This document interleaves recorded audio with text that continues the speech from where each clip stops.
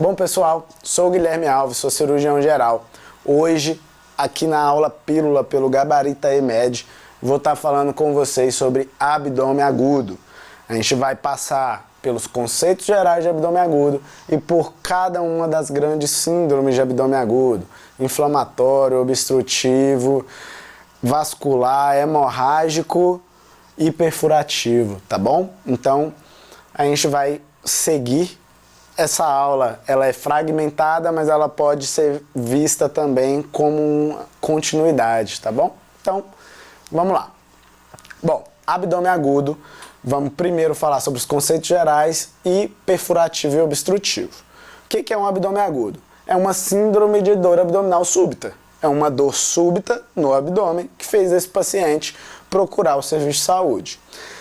A abordagem ela precisa ser rápida e sistemática.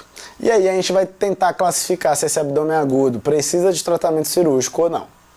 Então, como eu disse, a gente tem as divisões das grandes síndromes no abdômen agudo: inflamatório, perfurativo, obstrutivo, vascular e hemorrágico. Extremamente importante que vocês saibam as doenças que circulam ou que fazem parte de cada uma dessas síndromes, tá bom, pessoal? Para isso, para a gente conseguir classificar essas doenças, a gente precisa de uma semiologia muito bem feita, um exame abdominal e uma entrevista médica muito bem feita para o paciente. E aí, temos esse número aí de 8 perguntas essenciais na investigação do abdômen agudo, para tentar classificar ele em alguma dessas síndromes. Quando que foi o início da dor, a irradiação, intensidade, sintomas associados, localização, caráter da dor, fatores de alívio ou piora da dor e os antecedentes na história clínica desse doente. Isso é essencial.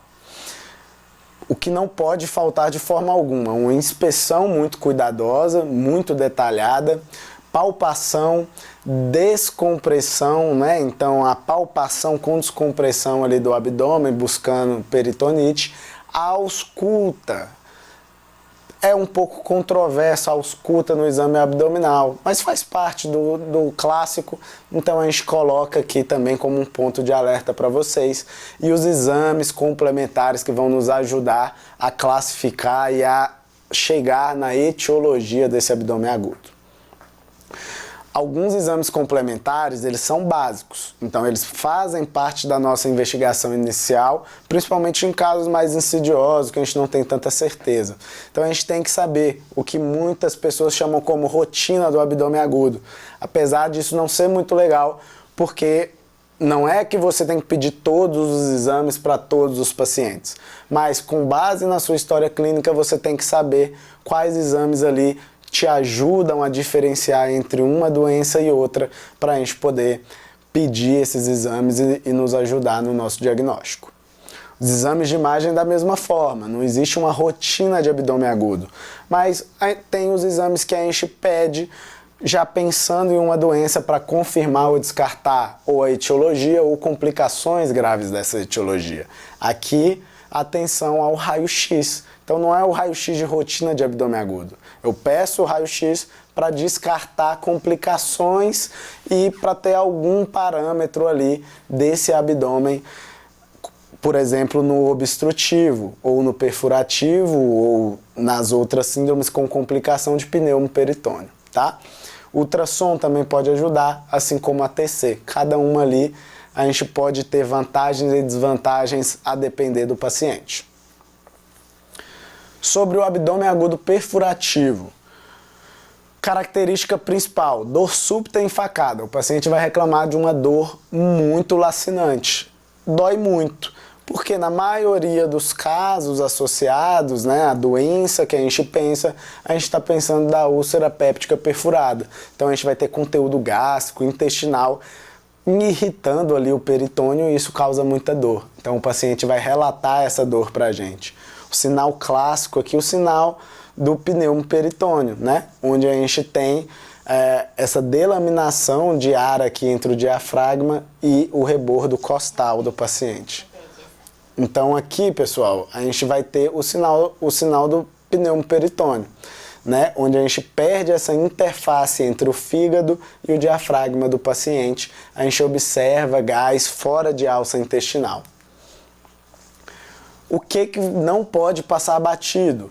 É uma urgência cirúrgica, tá? Então, o paciente vai ter um quadro clínico muitas vezes exuberante, o paciente pode ter, né, uma piora clínica também acelerada devido a isso. Lembrar da sepse, os sinais semiológicos, sinal de Gilbert, a perca da massa C6 hepática, a percussão, tá?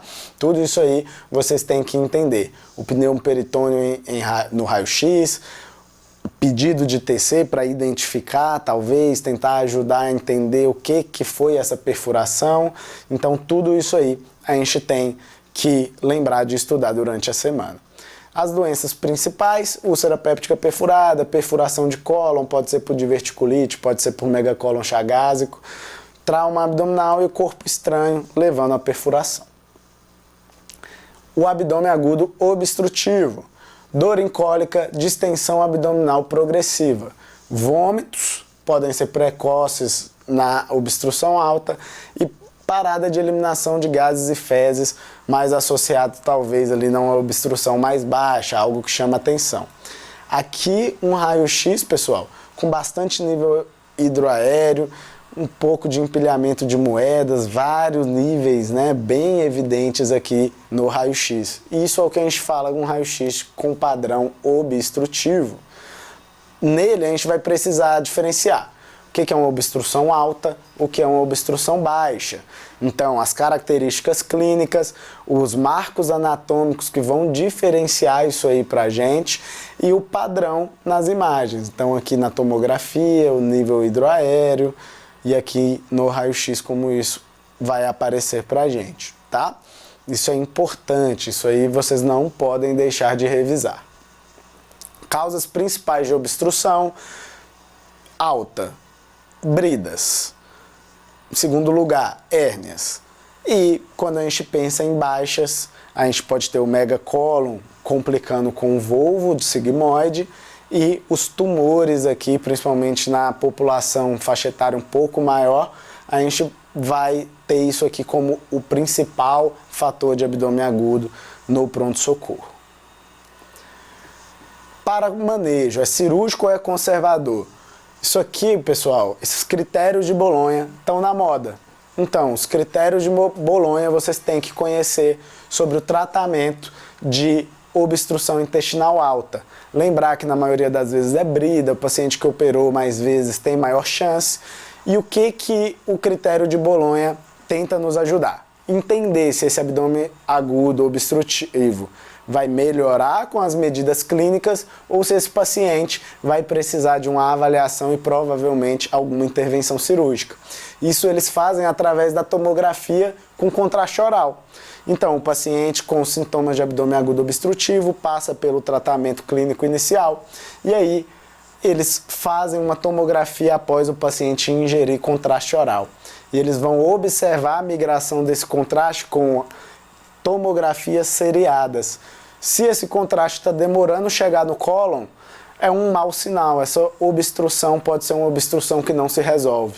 O ponto crítico aqui é que esse contraste, a gastrografina, ela aumenta a peristalse do intestino. Então, a gente precisaria desse contraste específico para estar totalmente enquadrado aí nesses critérios de Bolonha. Vale a leitura, é um ponto quente que eu acredito que vai cair nas provas ao final do ano.